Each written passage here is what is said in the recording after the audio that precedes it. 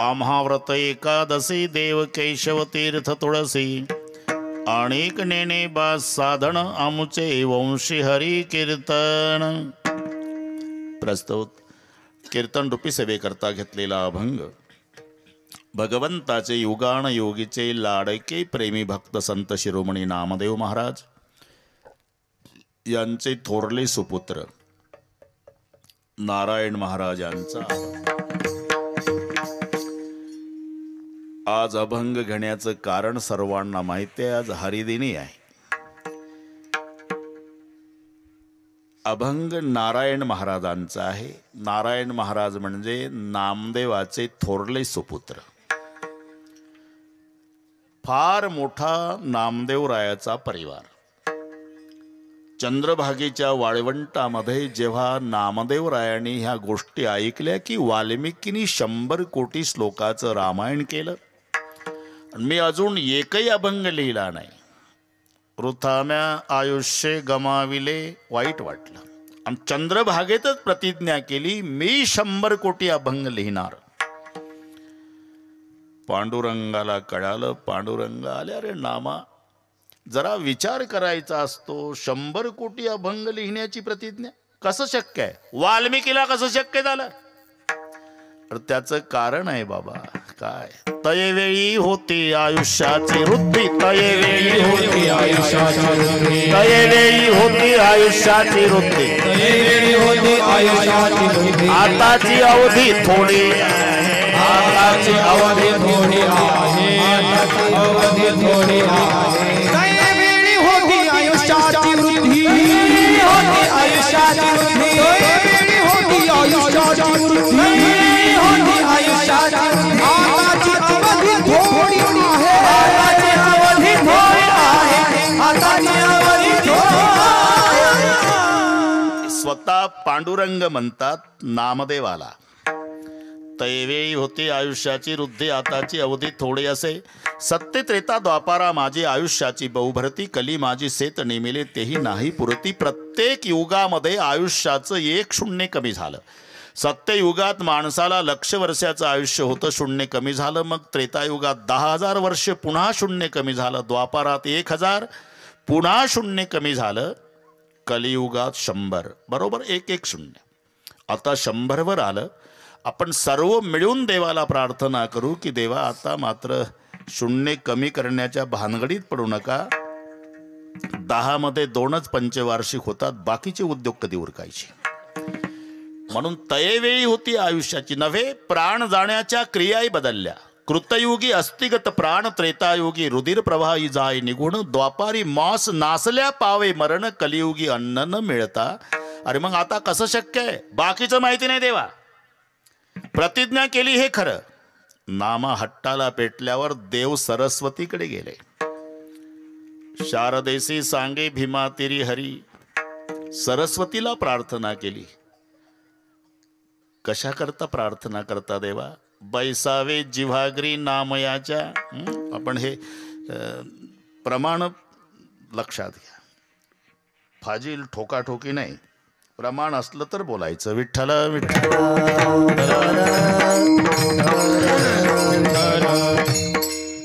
माझ्या नामाच्या जिवेवर वास्तव्य करा. तो शिंप्याचा नामा, तुम्ही ब्रह्मांडाचा धणी,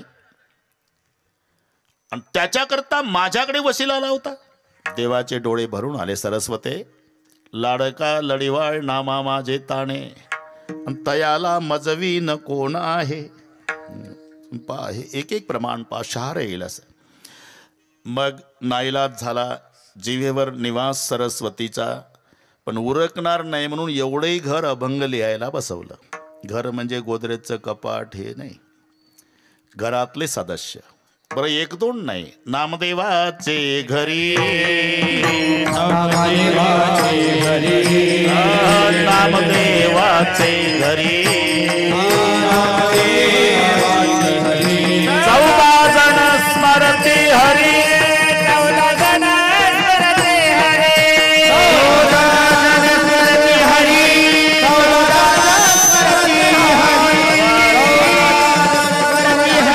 14 जण स्मरते हरी,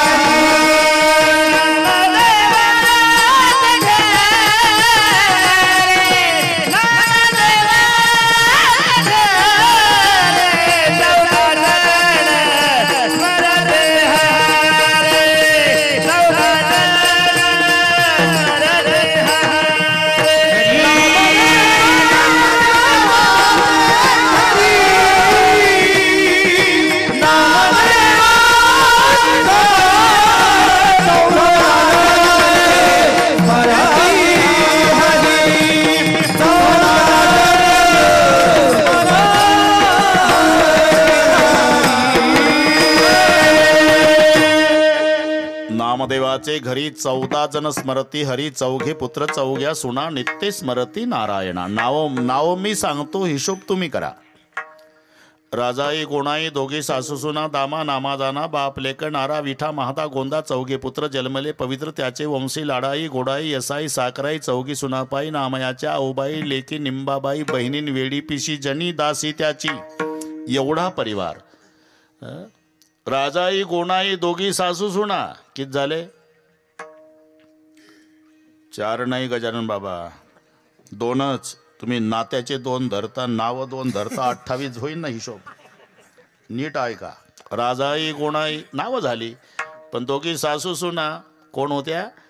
बस, म्हणजे 2च. आता गणित कळेल तुम्हाला. राजाई गोणाई दोघी सासू सुना, आणि दामा नामा जाना बापलेक, 2 न 2 4. नारा विठा महादा गोंदा, चौघे पुत्र जन्मले पवित्र त्याचे वंशी. 4 न 4 8. चौघाची लग्न झाले. लाडाई गोडाई यसाई साकराई. सुनाची नावं लक्षात राहील का? लाडाई गोडाई यसाई साकराई, चौघी सुनापाई नामयाच्या. 8 न 4 12. आऊबाई लेकी निंबाबाई बहिणी, 12 न 2 14. आणि हे दासी जनी 15वी आहे. वेडी पिशी जनी दासी त्याची. आणि ही जनाबाई सह सगळे अभंग लिहायला बसले. प्रत्येकाने अभंग केले.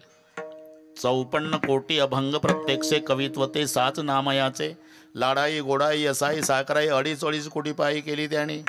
एकट्या जणाईनं 12.5 कोटी जणाईची वाणी. 12.5 कोटी जणाईची, 12.5 कोटी जणाई, 12.5 कोटी जणाईची. येती चक्र पाणी तिच्या घरा, येती चक्र पाणी तिच्या घरा, येती चक्र पाणी तिच्या घरा. मला माहित आहे तुम्हाला पाठ नाही, पण नारे नारे म्हणत जा, काही पकडत ना. 12.5 कोटी जणाईची वाणी, येते चक्र पाणी तिच्या घरा. 54 कोटी अभंग, प्रत्यक्ष कवित्व 7 नामयाचे. 1 लक्ष अभंग रुक्माईने केले. सगळ्यांनी अभंग लिहिले. त्याच्यात 1.5 कोटी अभंग नारोबाचे कवित्व, म्हणजे संत नामदेवाचा थोरला पुत्र, त्यांचा हा अभंग. म्हणून 5 मिनिट घेतले आपले. विठ्ठल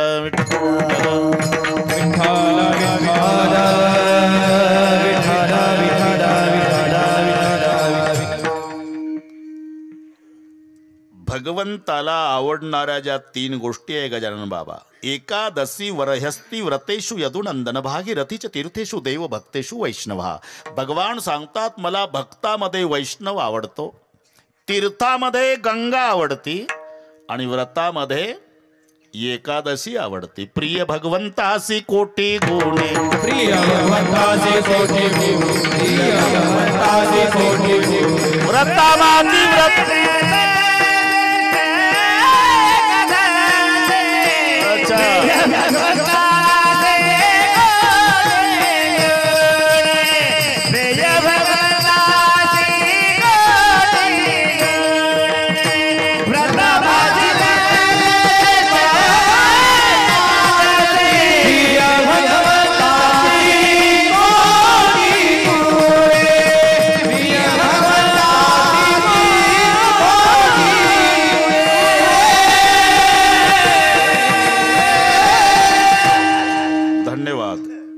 पाठ असल्याबद्दल धन्यवाद. नाही तर भगवान बाबा नाही जमत ते. व्रता माझी व्रत श्रेष्ठ एकादशी, प्रिय भगवंतासी कोटी गुणे. व्रतांच्या मध्ये एकादशी, तीर्थाच्या मध्ये गंगा, आणि भक्ताच्या मध्ये वैष्णव. भगवान म्हणतात मला हे 3 आवडतात. एकादशी वरहस्ती व्रतेषु यदुनंदन, भागीरथीच तीर्थेषु देव भक्तेषु वैष्णवः. आणि एकादशी हे कशाला म्हणतात माहिती नव्हतं. मग राजा रुक्माण गदाचा बगीचा होता. हे एक एक तुम्ही पहा, हे शब्द ठरलेले आहेत, ते त्यालाच जोडावे लागतात, दुसरं नाही चालत. लोकमान्य बाळ गंगाधर टिळक, महात्मा मोहनदास करमचंद गांधी, दलितांचे कैवारी डॉक्टर बाबासाहेब आंबेडकर, छत्रपती शिवाजी महाराज, धर्मवीर संभाजी राजे. हे दुसरं नाही, वेल्डिंग तेच लागणार, दुसरं नाही चालत.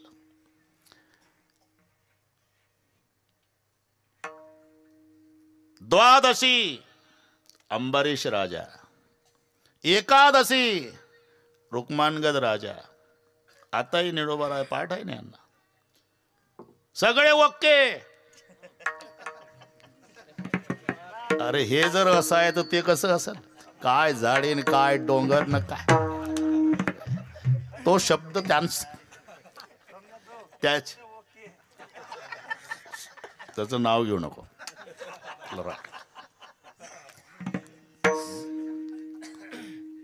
सोमनाथ तिकडे भेटलं पाहिजे.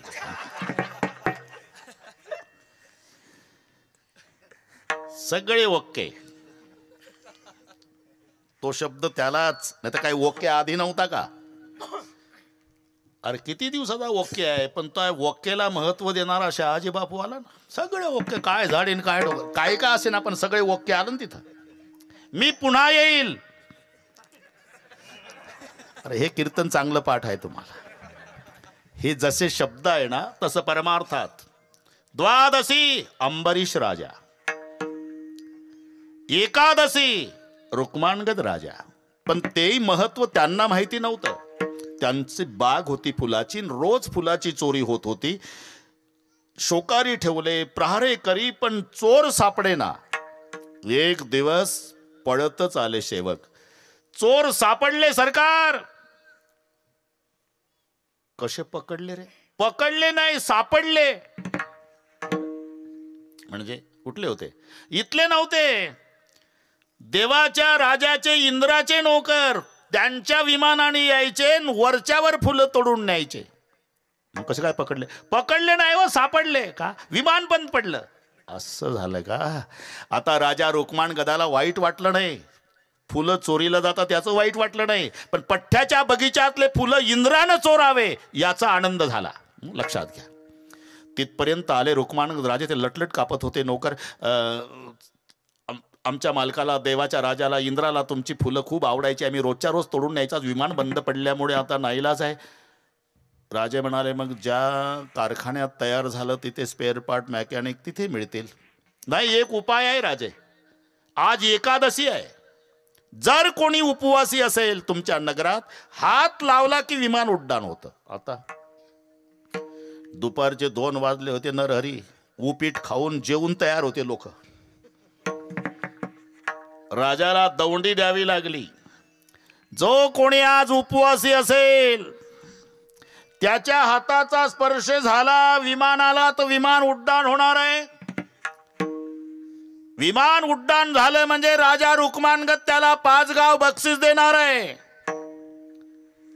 दौंडीवाले कोणीच उपवासी नाही गजानन बाबा, पण जे का झोपडपट्टी पडून दौंडी चालली होती. एक म्हातारी कानात फेल होती, झोपड्या पुढे बसली होती उन्हात. तिला वाटलं काही वाचतंय, म्हणजे काही योजना असेल गरिबासाठी. असं केलं. त्यांना वाटलं हे उपाशी आहे. उपवासी आहे का आजीबाई? कशाची ही दौंडी? जो उपवासी असेल त्याच्या हातानं विमान उड्डाण होणार आहे. मग राजा 5 गाव बक्षीस देणार आहे. म्हातारी तर उभीच झाली. तुम्ही उपवासी आहे का आजीबाई? नाही. मग सून उपवासी आहे माझी, झोपड्यात आहे. तिने एकादशी केली का? नाही. मग लेकानं हाणलं सकाळी. मी हे नीट आहे का एकादशी? सेवक म्हणाले, चला विमानाला हात लावायला. नाही येणार. म्हातारीनं मध्यस्थी केली आणि सल्ला दिली, दादा हे एवढी नीट असती तर सकाळी हाणली असती का लेकानं?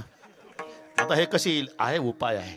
माझा लेक ऊस तोडणीला गेला अमकाच्या ऊसात, त्याला आणा, आपोआप येते ती.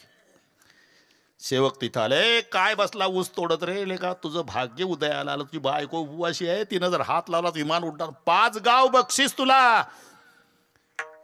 त्याच्या आनंदाला पारावार नाही, निडोबार आहे. पण त्याला माहिती होतं आपली एकादशी कशी आहे. त्यानं वल्ल दांडकं घेतलं शेवरीचं तिथेच एकादशीसाठी. डोक्या एवढं उंच आलं ते. चला नाही येणार, नाही येणार. जसं दांडकं उगारलं एकादशी स्टँडअप. चाल पुढं. मागं दांडकन पुढं एकादशी. विमानापर्यंत राजाच्या डोळ्याला धारा लागल्या आनंदाश्रूच्या. बापरे काय माऊली पुण्यवान, माझ्या नगरामध्ये लाज राखली. हे पुण्यवान सकाळी हाणलेली नीट ऐका तुम्ही. हात लाव विमानाला. नाही लावणार. जे दांडक उगारलं घाबरली दोन्ही हात लागले. गेलं विमान. पाहता काय नरई भाऊ गेलं विमान. राजाच्या आनंदाला पारावार नाही. बापरे माझी कीर्ती स्वर्गात जाईल की रुक्मानगद राजाच्या नगरामध्ये एवढे पुण्यवान लोक आहे की हात लावला विमान उड्डाण झालं. मग निळोबाराय यांची मिरवणूक ठरली बरं का भगवान बाबा. मिरवणूक ठरवली 3.5 किलोमीटर लांब. राजानं नियोजन केलं म्हटल्यावर हत्तीन घोडेन भालदार जोबदार ढोल तासे लेझिम दिंड्यान बस. मध्ये राजाचा रथ आणि पुढे यांचा 3.5 किलोमीटर लांबीची. बरं एकटीला कसं बसवा. हे बसवलं दांडक. हो ना. मिरवणूक निघाल्यावर हिनं गप बसावं की नाही. घ्या ना मजा करून माझ्या बळ्यावर. तुझ्या बापानं बघितला होता का सोहळा एवढा. ताशा वाजला नाही आपल्या लग्नात. हे बघा 3.5 किलोमीटर. गप बस ना. तुला तरी बसायला मिळालं असतं. कसं काही हाणली नसती तर. हे एकादशी जाऊ द्या. राजानं विचार केला की मारल्यामुळे उपवासी राहिली तर हात लागला विमान उड्डाण झालं. जाणून बुजून केली तर केवढं पुण्य होईल. मग दौंडी दिली. आजपासून प्रत्येक एकादशी 15 दिवसानं येणारी सगळ्यांनी करायची. परिणाम रुक्मानगद एकादशी. रुक्मानगद एकादशी.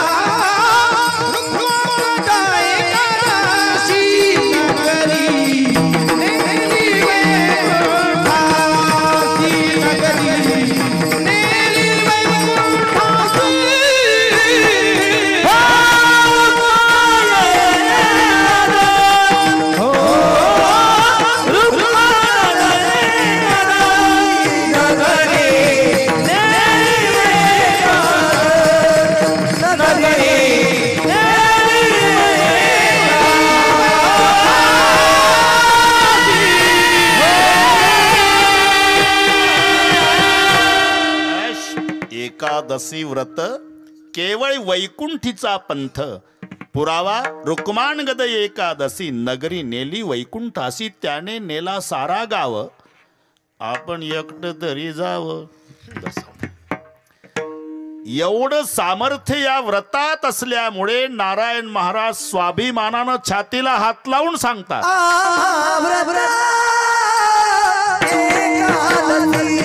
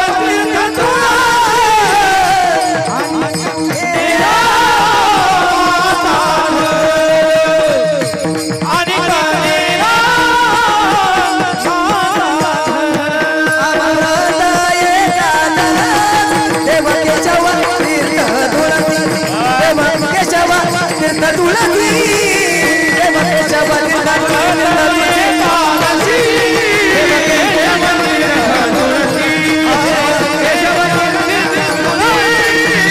देवतेच्या मंदिरात तुळसी एवढं सामर्थ्य या व्रतात असल्यामुळे छातीला हात लावून स्वाभिमानानं सांगतायत आम्हा व्रत एकादशी. आज हरिदिनी आहे आणि एकादशी ही 3 दिवसाचं व्रत आहे बरं का. निळवार आहे. दशमीला सुरू होते, द्वादशीला संपते.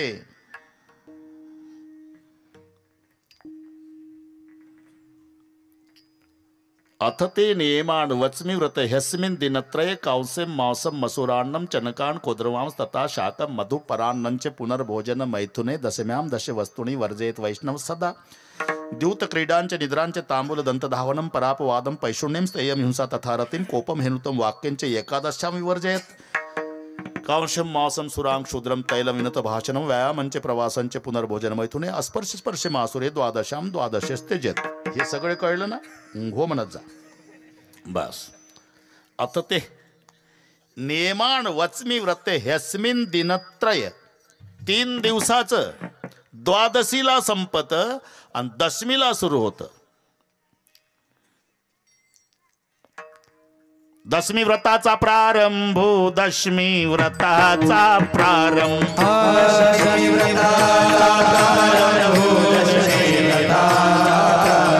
दिंडी कीर्तन करा समारंभ दिंडी कीर्तन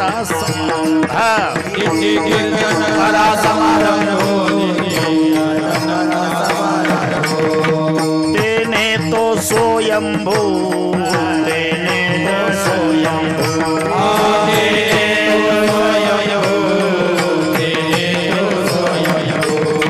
संतोष पावे संतोष पावे संतोष पावे दशमी व्रताचा प्रारंभ दशमी व्रताचा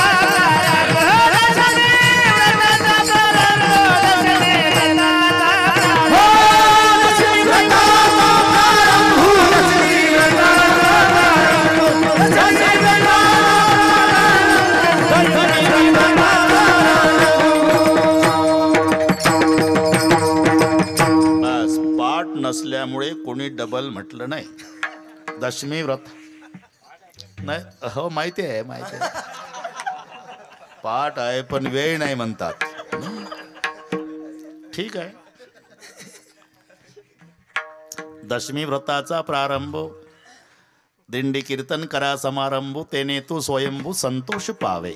दशमीला सुरू होतं आणि मग द्वादशीला संपत. दुसरा एक वेगळा भाव आहे. दशमीला 10 गोष्टी त्यागायच्या, एकादशीला 11 आणि द्वादशीला 12. हे थोडक्यात सांगतो बरं का. नागरेश ना? हां ठीक आहे.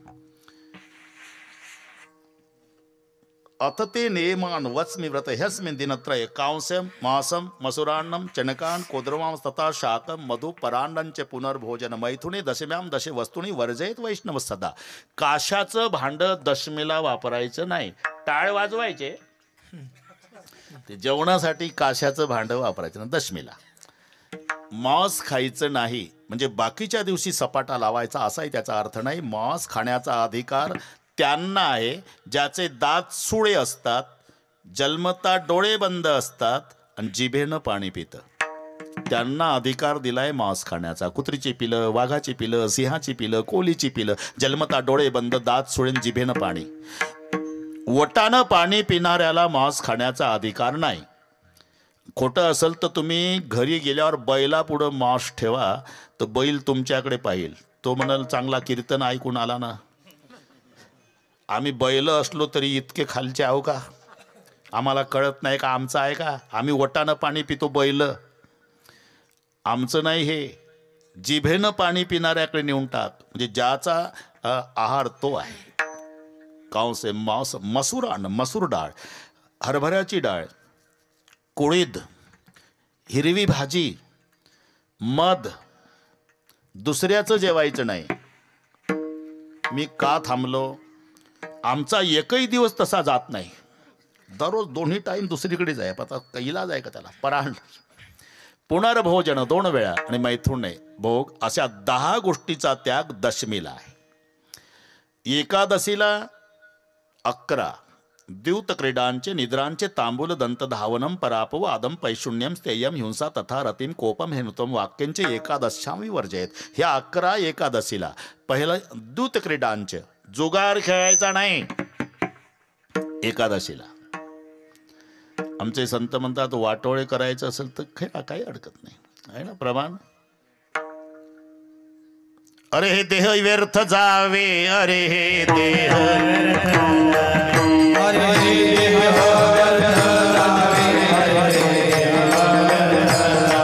ऐसे जरी तुझ व्हावे, जरी तुझ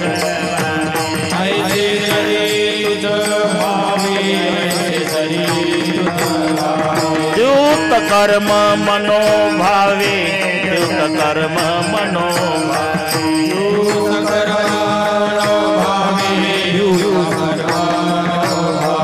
सारी पाठ खेळावा,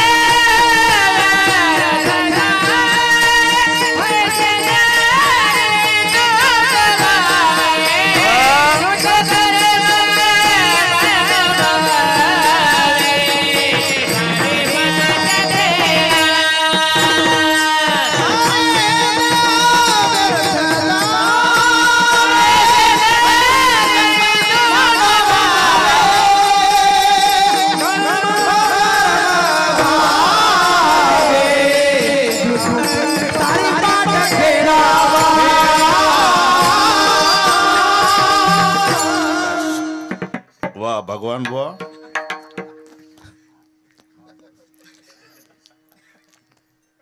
भगवान म्हणतात त्याला बरोबर. अरे देह व्यर्थ जावे, ऐश जरी तुझ भावे, द्यूत कर्म मनोभावे सारी पाठ. द्यूत क्रीडांच निद्रांच झोप, तांबूल विडा दंत धावणम मिसरी, पैशून्यम चहाडी, स्थेयम चोरी, हिंसा खून, रतीम भोग, कोपम रागावणे, अनृतम लबाड बोलणे, अशा 11 गोष्टी एकादशीला. मग द्वादशीला 12 कांशम मौसम सुराम क्षुद्रम तैलम विनत भाषणम व्यायामंच प्रवासंच पुनर्भोजन मैथुने अस्पर्श स्पर्श मासुरे द्वादशाम द्वादशेस्तेजत. दशमीला सुरू होते ते द्वादशीला संपत. पण हे वेगळा भाव त्यातला असा आहे, दशमीला 10 गोष्टी त्यागायच्या, एकादशीला 11 आणि द्वादशीला 12. अशा पद्धतीची ही एकादशीचं व्रत. छातीला हात लावून महाराज सांगतात, जया असे मोक्षाची चाड, तेने नाना साधने कबाड, सांडून या व्रत दृढ एकादशी करावी. एवढं सामर्थ्य याच्यात असल्यामुळे थोडं थोडं घेऊ. आता 1च तास आहे. अमाव्रत एकादशी, देव केशव तीर्थ तुळसी. नुसता देव नाही, त्याला केशव जोडला. कारण अतिव्याप्ती, अव्याप्ती आणि असंभव हे 3 दोष टाळून लक्षण केल्या जातं. त्याला निर्दोष लक्षण म्हणतात. इतरावर जाणे हा अतिव्याप्ती दोष आहे. नुसता देव म्हणावा तर इतर देवावर लक्षण जातं. काही केलेले, काय झालेले. तुम्ही आम्ही शेंदूर लावून केलेले ते आपले बांधावर देव असतात, आपोआप वाढतात. कारण आजी पूजेला जाते, सोबत नात असते, तांब्यात पाणी, चंद्राची वाटी. तिथे गेल्यानंतर आजी त्या देवाला शेंदूर लावते, उरलेले बोट शेजारच्या दगडाला पुसते. दुसरी आजी गेली, तिला वाटते 2 देव असावे, ती 2 देवाला शेंदूर लावून उरले बोट तिसऱ्या दगडाला. तिसरी आजी गेली, तिला वाटत 3 आहे, 3 देवाला शेंदूर उरले, 4थ्या दगडाला चालले आमचे देव. शेंदरी हेंदरी दैवत कोणती पूजीभूते खेते, आपुल्या पोटाची रडते. ते पूर्वीचा काळ नातू रडत होता, ती शेजारची आजी, काय झालं नानी, नातू रडतोय. अगं असं कर, तांब्याभर पाणी घे, चमड्याचा तुकडा, 2 बिबवे, चतकोर भाकरी त्याला लाव, तव्याचं काळ, त्याच्याहून उतरवून नेऊन टाक चौकात. झालं, चमड्याचा तुकडा, तव्याचं काळे, लावलेली चतकोर भाकरी, तांब्याभर पाणी, 2 बिबवे नातवाहून उतरून चौकात नेऊन टाकल्या बरोबर नातवाचं रडणं थांबलं. मी म्हणतो, तव्याचं काळे लावलेल्या भाकरीवर जो देव खुश झाला तो तुम्हाला गुलाबजाम देईल का? इमानदारीने सांगा. शेंदरी हेंदरी दैवते कोणती पूजी भूते खेते, आपुल्या पोटाची रडते, मागते सीते अवदान. हे तुम्ही आम्ही शेंदूर लावून केलेले झालेले. इंद्रादिक देव शतैक जन्मा, जन्मुनी ब्रह्मकर्मा, करीतोची ब्रह्मा अननो, हे शतमक संपत्ती स्वर्गाचे. ब्रह्मदेव झाला, इकडे इंद्र झाला, हे झालेले आहे, केलेले. पण हा नाही घडविला, नाही बैसविला, म्हणून केशव शब्द घालावा लागला पुढे. केशव, देव केशव, कारण अतिव्याप्ती दोष येऊ नये म्हणून. एक तुम्हाला पटवून देतो मी. परदेशातला माणूस आला, विचारलं निवडबार आहे, गाय कशा असतात गायी? गाय होय, 2 शिंग 4 पाय, तिला म्हणतं गाय. झालं, पुढच्या गावात आलं तर पाटलाचे बैल चरत होते. थांबलं हे, म्हणलं ह्याच गायी असल्या पाहिजे. पाटील गाय आहेत ना? काय डोकं फिरलं का तुझं? आता आवतं सोडले का बैल आहे? कसं काय? मागच्या गावाला म्हणतंय ना 2 शिंग 4 पाय. अरे 2 शिंग 4 पायच असतात भाऊ, पण 4 स्तनही पाहिजे ना, त्याला म्हणते गाय. असं आहे का? मग पुढच्या गावाला आला तर म्हशीचा कळप. पुढचं कळलं तुम्हाला? त्याला वाटलं 2 शिंग 4 पाय 4 स्तन, हे गाय आहे. थांबलं हे, गाय आहे ना भाऊसाहेब? काय डोक्यात फरक झाला का तुझ्या? म्हशी आहे. कशा काय म्हशी? मागच्या गावाला सांगतो राव 2 शिंग 4 पाय 4 स्तन. अरे 2 शिंग 4 पाय 4 स्तन, पण मानेखाली पोळी पाहिजे, तिला म्हणतात गाय. लक्षात घ्या, नुसतं 2 शिंग 4 पाय म्हणावं, लक्षण बैलावर जातं. 2 शिंग 4 पाय 4 स्तन, लक्षण म्हशीवर जातं. मग निर्दोष. 2 शिंग 4 पाय 4 स्तन, मानेखाली पोळी, तिला म्हणतात गाय, हे निर्दोष लक्षण. नुसतं देव म्हणावं तर दगडाच्या देवावर लक्षण जातं. नुसतं देव म्हणावं, इंद्र ब्रह्मादिकावर लक्षण जातं. म्हणून नाही घडविला, नाही नव्हे, तिन्ही शक्तीचं एकत्रीकरण म्हणून केशव शब्द आहे. केचा अर्थ ब्रह्म, शेचा अर्थ शंकर आणि ओचा अर्थ विष्णू, असे 3 अर्थ.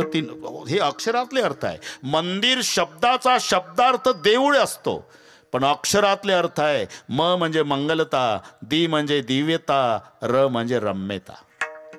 मंगलता, दिव्यता आणि रम्यता या तिन्हीचं एकत्रीकरण त्याला म्हणतात मंदिर. हे अक्षरातले अर्थ. तसं के म्हणजे ब्रह्म, शे म्हणजे शंकर आणि ओ म्हणजे विष्णू. ब्रह्मदेव म्हणजे उत्पत्ती, शंकर म्हणजे संहार, विष्णू म्हणजे पालन. उत्पत्ती, पालन, संहार या तिन्ही शक्तीचं एकत्रीकरण त्याला म्हणतात केशव. केशव किंवा दुसरं हे शब्दशः. पुन्हा त्या प्रत्येक नावाचे अर्थ दिलेले आहे. आमच्या नावात काही अर्थ नाही. आमची नावं म्हणजे यष्टीला दिलेले नंबर. MS 17, 54 57, जालना सातारा, ओळखण्यासाठी, नाही तर काही तथ्य नाही. नाव वाघमारे, उंदीर पाहून घरात शिरे. कुठे चालले? वाघमारे. उंदीर बघितला हायवेला, वाघमारे गावात. नाव शांताबाई, भांडणा वाचून करमत नाही, बाई शांत नाव, पण रोज भांडण. नाव गंगाधर, आंघोळ नाही महिनाभर. कॅनलला पाणी आलं म्हणजे गंगाधर आंघोळ करतो. रे गंगाधर कोणाला म्हणतात? ज्याच्या डोक्याहून गंगाधर. हे आमची नावं. बरं का निरोबर आहे. एकाचं नाव ठणठण पाल होतं. 2 मिनटं सांगतो. ठणठण पाल, ते लोक चिडवाय त्याला ठणठण पाल. मला नावच बदलतो. गाव सोडलं त्यानं आणि निघाला. आता नावच बदलून यायचं म्हणला. पुढचा गाव लागलं तर एक म्हातारी गोवऱ्या वेचत होती. ठणठण पालनं विचारलं, काय करता मावशी? गोवऱ्या वेचती बाबा. का बरं? अरे कोणी नाही, मला 10 वर्षाची होती, आता 80ची झाली, गोयऱ्या वेचते, त्याच्यावर विकून उपजीविका. नाव काय तुमचं? लक्ष्मी. ठणठण पाल तर तिथं थंडागार झाला. म्हणजे साक्षात लक्ष्मी. 70 वर्ष झाले गोयऱ्या वेचते. पुढच्या गावाला बरं का निडो, एक 90चा म्हातारा भिक्षा मागत होता. मधुकरी विचारलं, काय आजोबा काय करता? हे पीठ मागतो बो. कधीपासून? जन्म गेला. नाव आपलं? धनपाल. तिथं थांबला ठणठण पाल. मी तिथंच होतो म्हणून सांगतो. म्हणलं काय लक्ष्मी गोवऱ्या व्यस्ती, धनपाल म्हणला जन्मभर पीठ मागतोय. बरं पुढचं गाव लागलं नागरे साहेब. प्रेत यात्रा निघाली. मोठा माणूस मेला होता. किलोमीटर यात्रा होती. पांढऱ्या कपड्यात गुंडाळलेलं, चौघाणी घेतलेलं, खांद्यावर रडत चालले काही. आणि ठणठण पालनं विचारलं, काय आहे हे?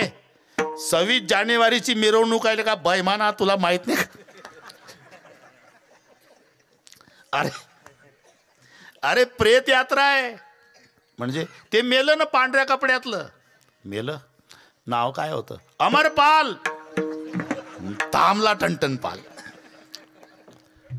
त्यानं विचार केला की नाव आपलंच बरं आहे का?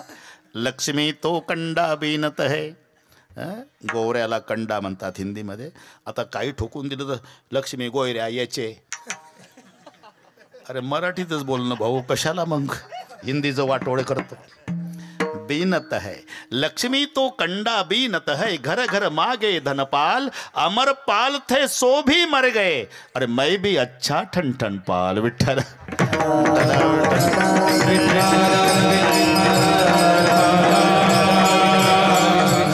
नाव संताची अथवा देवाची तुम्ही पहा. आमच्या नावात काही अर्थ नाही. घोळण्या नाव लक्ष्मण, घोळण्या घोळण्या नाव लक्ष्मण, करितो भरजन लाह्याचे,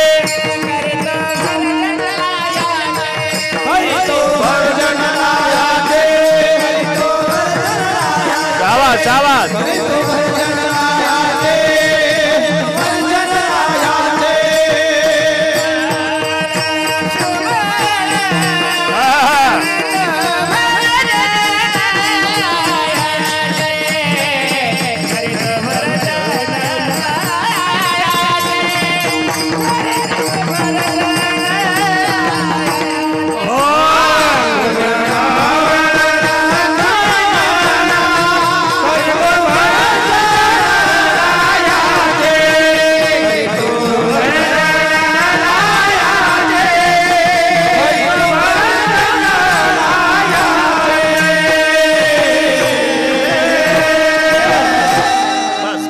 नावावर कीर्तन होईल.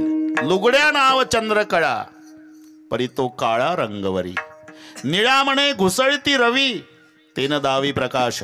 आकाशात उदयाला आला तोही रवीच आहे, आणि मंथन करती ती रवीच आहे. पण ही हरवली म्हणजे टारचणी शोधायची, आणि तो उदयाला आला की त्रैलोक्य प्रकाशित. निळा म्हणे घुसळती रवी, तेन दावी प्रकाश. लुगड्या नाव चंद्रकळा, परी तो काळा रंगवरी. घोळण्या नाव लक्ष्मण, ते लाया भासते का नाही केरसुणी सारखं, त्याला लक्ष्मण नाव आहे. एक इंद्रजीत मारतो हे दिवसभर लाया भासतं. घोळण्या नाव लक्ष्मण, करते भरजन लायाचे.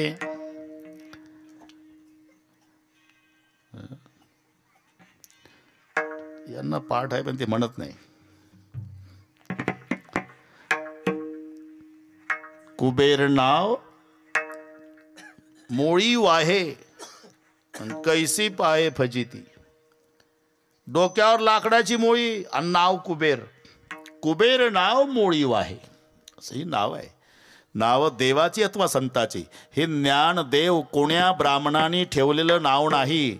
वेदातल्या रुचातले वेचलेले 2 शब्द आहे. सत्यम ज्ञानम अनंतम ब्रह्म, यातला ज्ञान शब्द एको देव सर्वभूतेषु गुढः, यातला देव शब्द तो देव आणि हा ज्ञान मिळून झाला ज्ञानदेव सामर्थ्य. ज्ञानदेव ज्ञानदेव म्हणता ज्ञानदेव देतो, ज्ञानदेव म्हणता माया, ही त्यांच्या नावातली ताकद आहे. तसं एक अख्खा अभंग घरी गेल्यावर वाचा, जमलं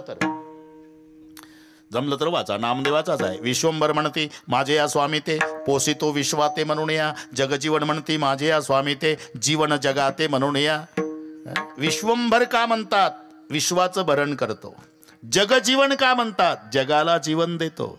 पतित पावन का? पतिताला पावन. अख्खा अभंग घरी गेल्यावर वाचा. पतित पावन म्हणते माझे या स्वामी ते, उद्धरी पतिताते म्हणून या. जगजीवन म्हणते माझे या स्वामी ते, जीवन जगाते म्हणून या. विश्वंभर म्हणते माझे या स्वामी ते, पोषितो विश्वा ते म्हणून या. ऋषिकेश म्हणते माझे या स्वामी ते, चाळी इंद्रिया ते म्हणून या. तसं केशव हरतो क्लेशा ते मनोनिया.